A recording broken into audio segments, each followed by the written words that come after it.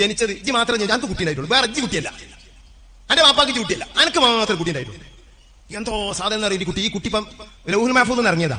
എന്നിട്ട് ഇത് ജനിച്ച ഡേറ്റ് ഇങ്ങനെ കാത്തുക, കേക്ക് മുറിക്കാനും മൗലിദ് നടത്താനും. ചെങ്ങായി എനിക്ക് വേറെ വല്ല പണി നോക്കിക്കൂടെ? അള്ളാഹുവിന്റെ റസൂൽ ഇങ്ങനെ പഠിപ്പിച്ചിട്ടില്ല.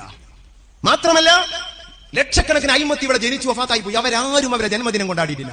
ജീലാനി തങ്ങൾ ബർത്ത്ഡേ കഴിച്ചില്ല, റിഫായി തങ്ങൾ ബർത്ത്ഡേ കഴിച്ചില്ല, ഹാജാ തങ്ങൾ കഴിച്ചില്ല. സമസ്ത പണ്ഡിതന്മാർ ഇന്നങ്ങനെ ഒരു പണ്ഡിതനും അവരെ ബർത്ത്ഡേ കഴിച്ചില്ല.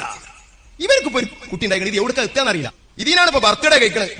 വലിയൊരു അനുഗ്രഹമാണ് ജനിച്ചത്, അള്ളാഹുവിന് ശുക്ർ ചെയ്യുക. അതിനാണ് നമ്മൾ ഹഖീഖത്ത് അറുത്തത്, അതിനാണ് നമ്മൾ നല്ല രൂപത്തിലൊക്കെ ചെയ്തത്, ഭക്ഷണമൊക്കെ കൊടുത്തൊക്കെ ചെയ്യുക. പിന്നെ കൊല്ലം ഡേറ്റ് വരുമ്പോ ഇല്ല അങ്ങനെ ഒരു ബഹുമാനം ഇസ്ലാം പറഞ്ഞിട്ടില്ല. എല്ലാടെ എല്ലാടയിലും ജന്മദിനം ആഘോഷിക്കണ്ടല്ല പറയുന്നത്. അതെ, പിന്നെ ഓരോ നബിദിനം ആഘോഷിക്കുന്നുണ്ടോ അല്ല, അതിന്റെ കുതിർത്തൊന്നും നമുക്ക് തിരിയില്ലടാ. അതന്നെയാണ് ഇവരെ കൊറേ വീഡിയോ ഉണ്ട്, ഞാൻ വെച്ചറിയാല. എന്നാൽ ഒരു കാര്യം പറഞ്ഞോട്ടെ, അല്ലാഹുവിന്റെ റസൂലിന്റെ സ്വഹാബികളോ നബിതങ്ങളോ താബിഈങ്ങളോ റബീഉൽ അവ്വൽ ആചാരം നടത്തിയിട്ടില്ല എന്നത് ശരി തന്നെയാണ്.